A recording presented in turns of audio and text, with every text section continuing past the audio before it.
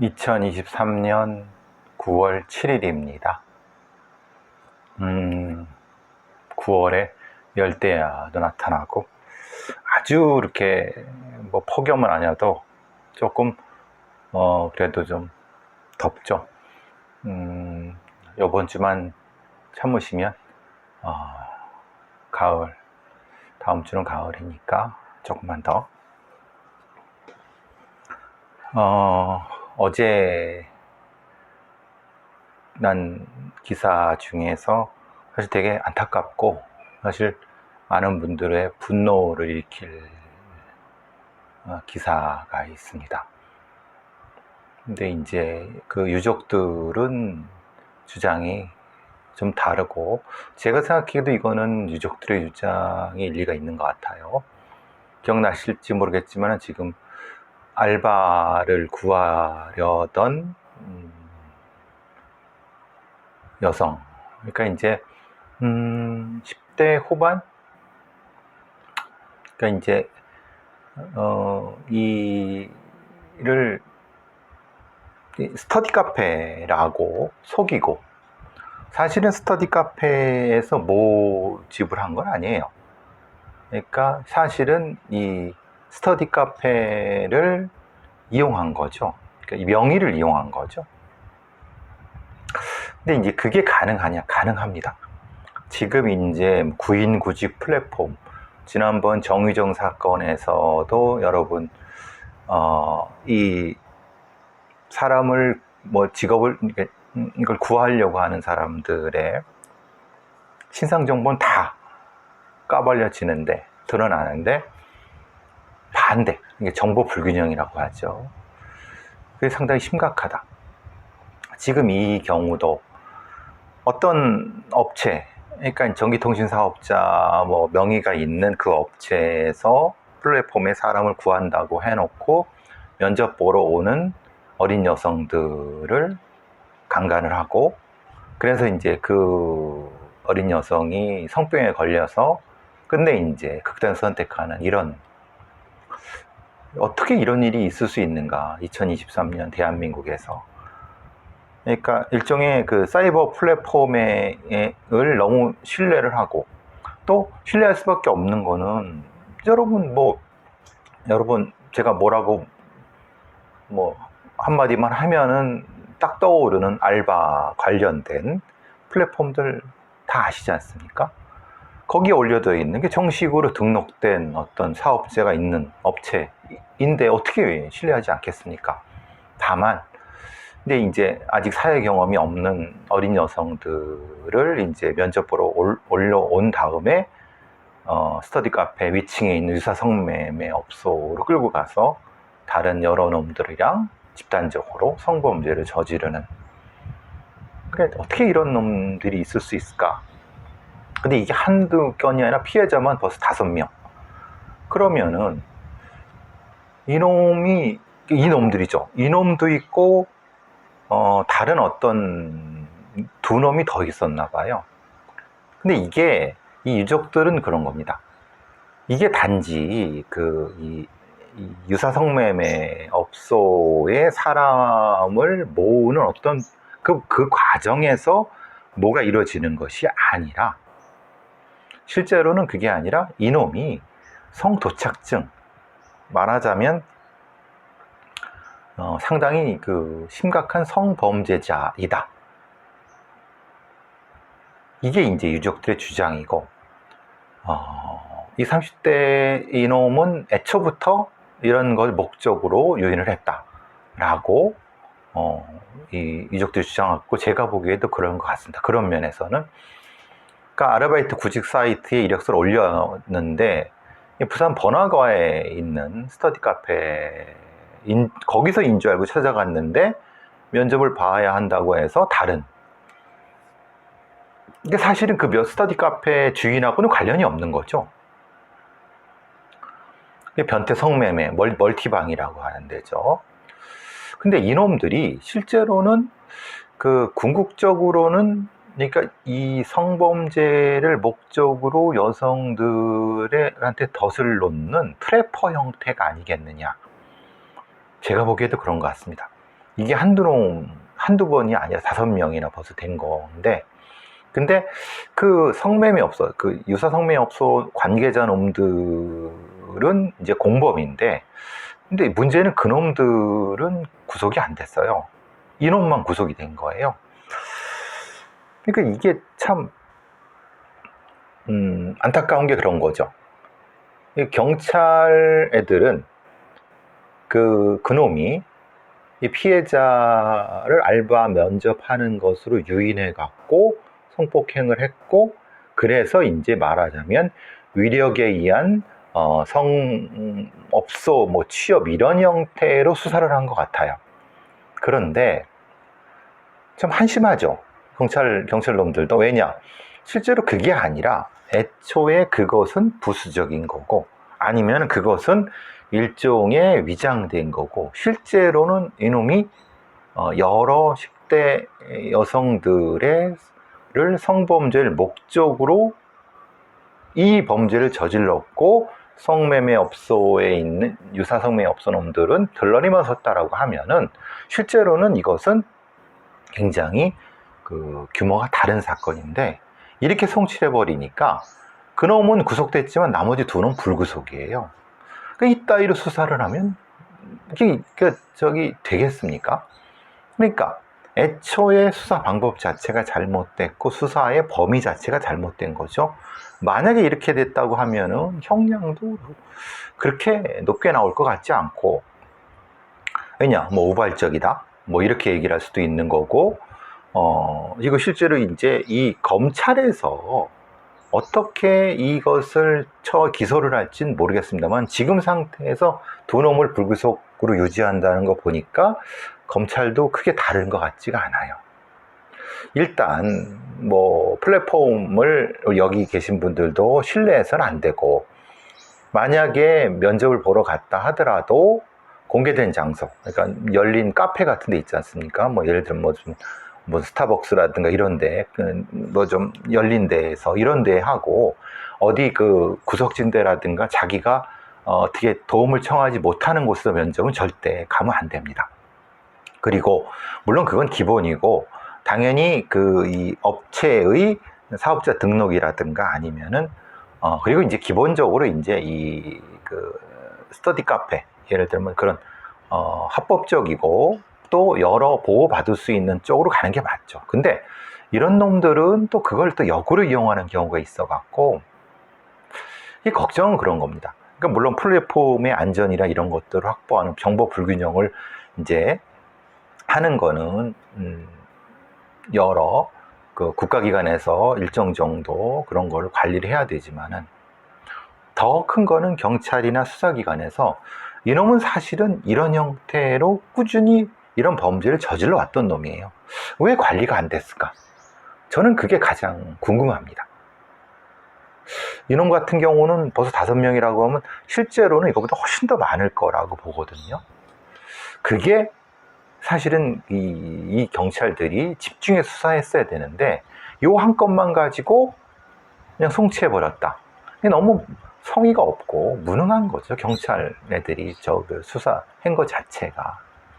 너무나도 이거는 좀 안타깝습니다. 이게 참 사회 초년 재수생이고 뭐 이 용돈이다 벌려고 이렇게 알바하는데, 이런 안타까운 그 처참한 일을 당하고 극단 선택을 했다고 하면, 이게 우리 사회가 이런 약자한테 너무 보호막이 없는 거 아닙니까? 이런 놈들은 진짜 엄청나게 그 중한 벌을 내려야 되는데, 글쎄요, 지금 경찰 애들이 하는 거 보고 검찰 애들이 하는 거 보니까 중한 벌 같지도 않네요. 그냥 이건 불구속된 놈들이야 그냥 벌금 정도 낼 것 같고, 이놈은 한심합니다. 한심해. 자, 경찰 관련된 지금 몇 가지 얘기가 계속 나왔어요. 처음 나온 게 이런 거예요. 경찰청 지구대 파출소 현장 경찰에 대한 대대적인 감사에 돌입. 글쎄, 왜 그럴까? 뭐 명목은 이런 거예요. 현장에서 계급은 높아졌는데 왜? 자연빵으로 올려줬거든. 자연빵 올려준다는 게 뭐냐면 원래는 이 사람은 뭐 경이 경감 달 그런 능력이 있는 애는 아닌데 자연적으로 그냥 경이 연차돼 갖고 단 거예요. 그러니까 계급은 있는데 그러니까 팀장급 계급인데 실제로는 팀장은 아니고 일반 그냥 순찰 대원인 거예요. 경이나 경감, 뭐 주로 경이들 얘기겠죠.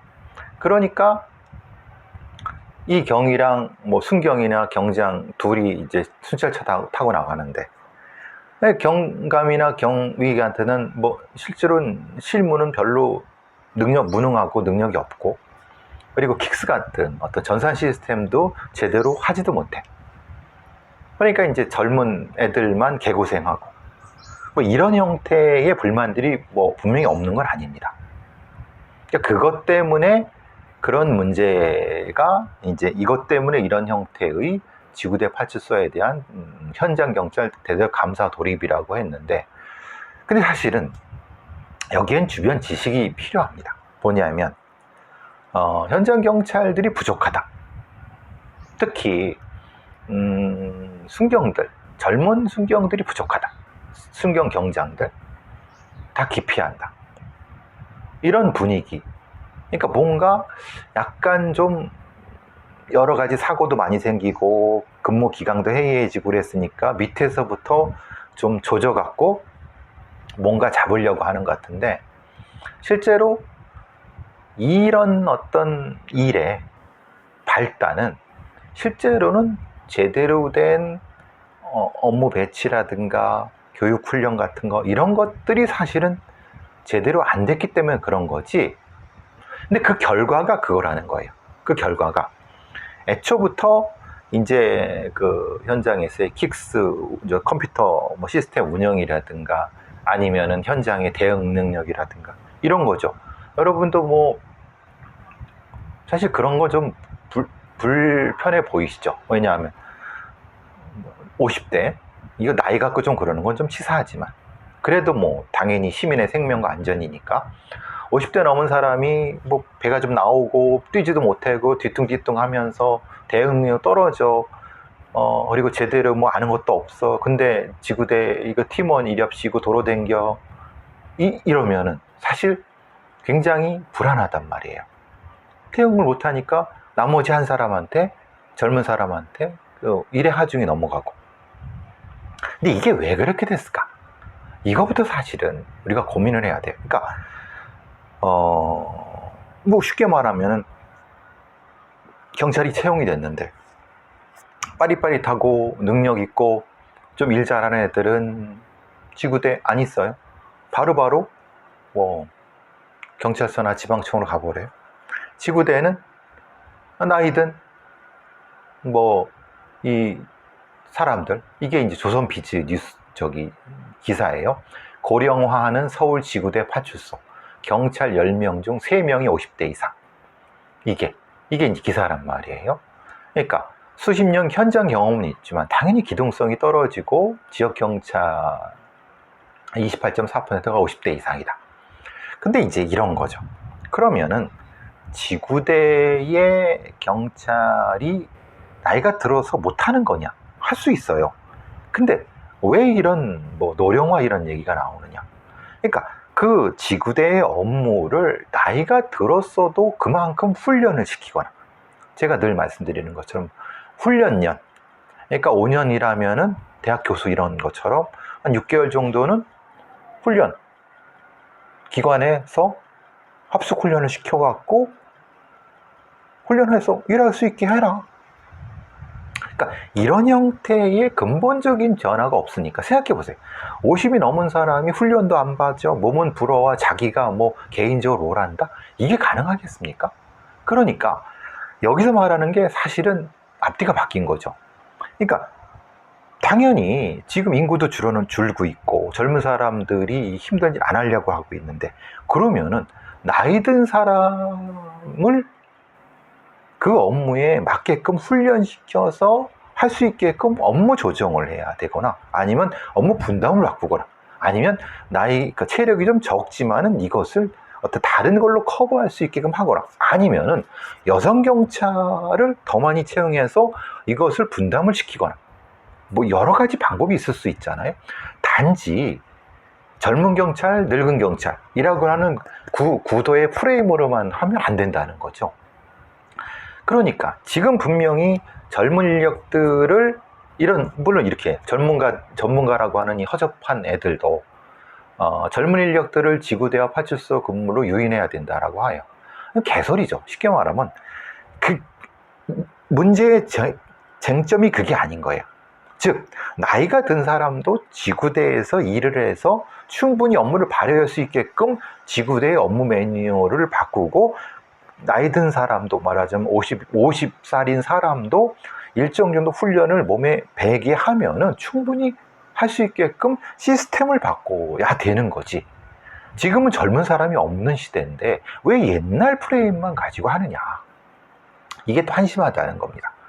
그러니까 분명히 당연히 강력 형사들, 그럼 이제 이렇게 나오는 거죠. 아니 강력 형사들도 지금 지원자가 없어. 과학사 대원도 지원자가 없어. 그러면은 그렇다고 해서 그러면 그 사람들은 그럼 어떻게 할 거예요? 그럼 나이 든 사람이 형사 해야죠. 근데 그러면은 그런 사람들한테 총기 사용, 아니면 거기에 맞는 훈련을 해갖고, 아니면 시간을 줄이거나, 방법이 여러 가지 있을 수 있거든요. 근데 그런 걸 하기 싫은 거죠.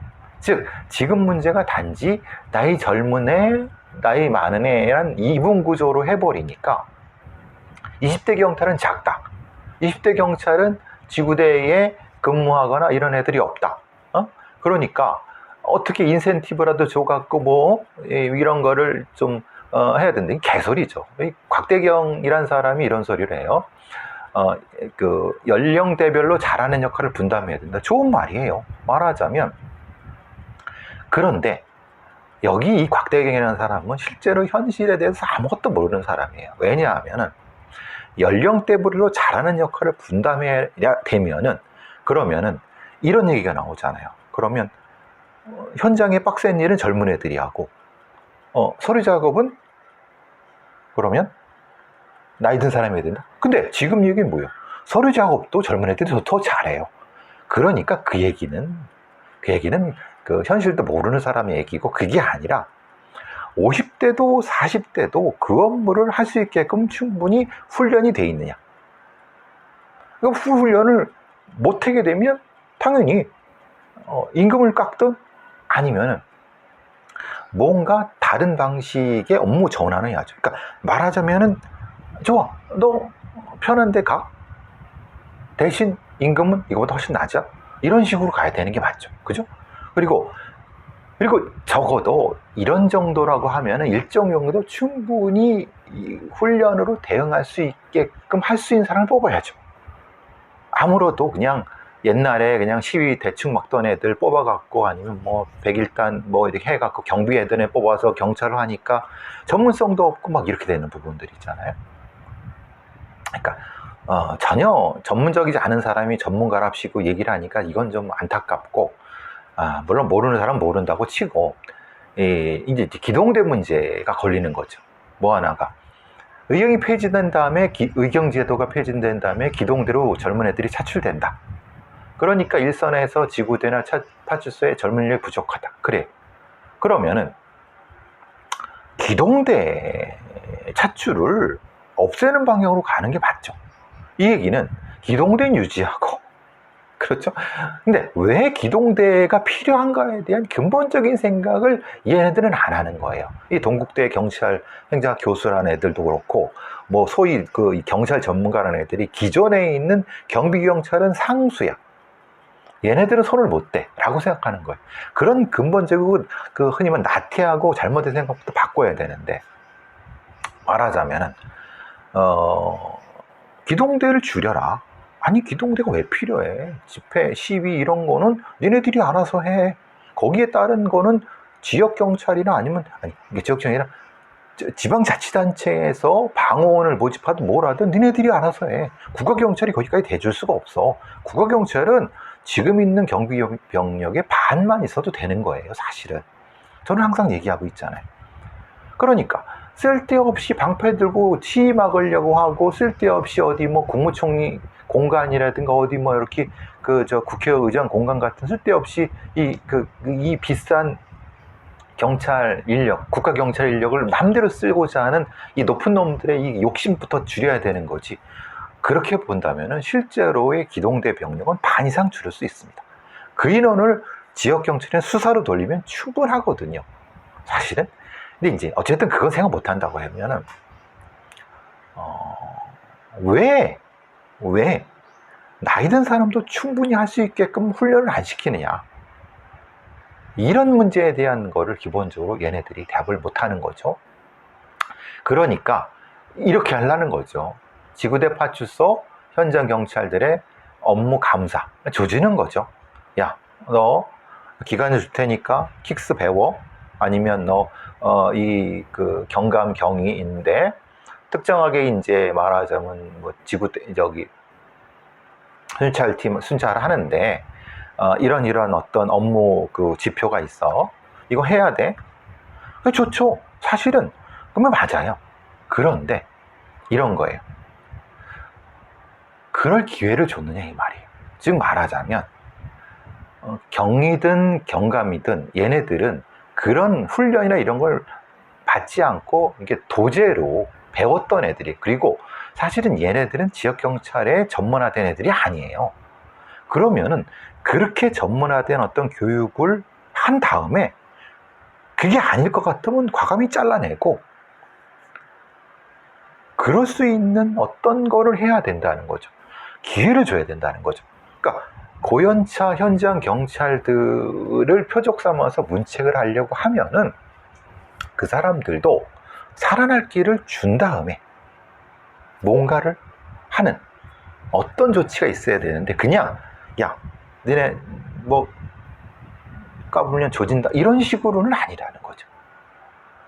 이게 이제 소위 윤희근이라든가 치안의 윗대가리들이 생각하고는 한 한심한 꼬락선이라고 하는 겁니다. 진짜 한심한 인간들입니다.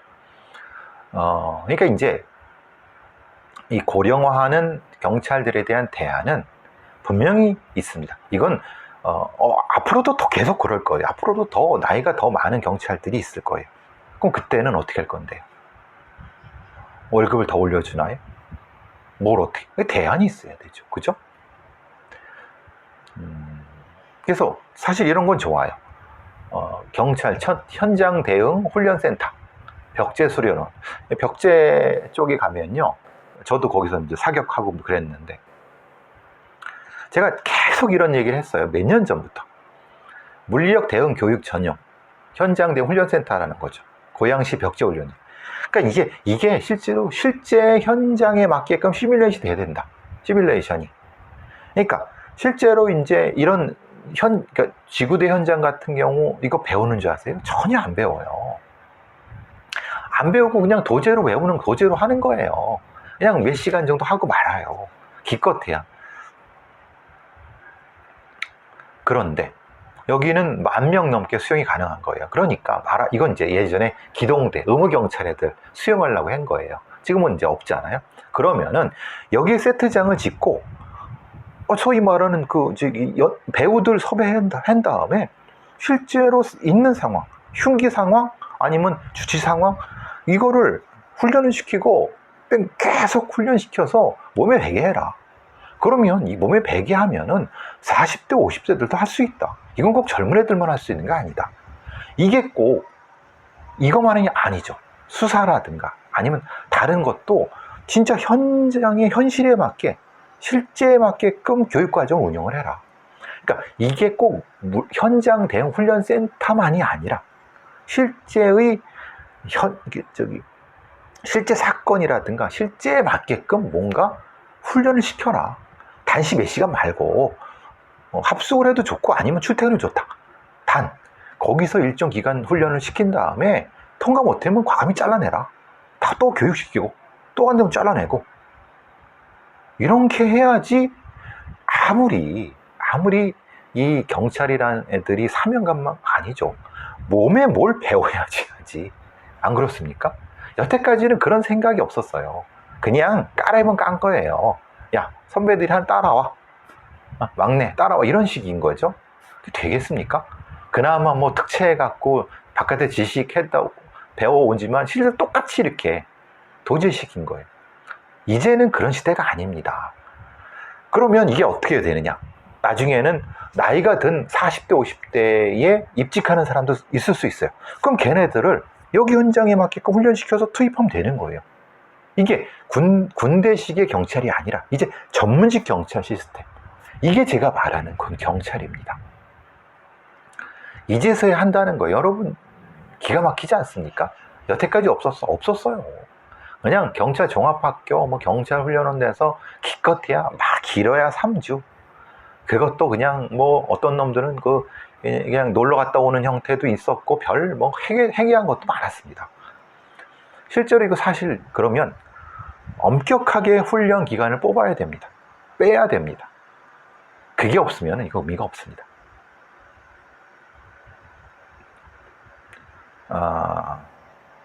또 같은 맥락에서 이런 거죠.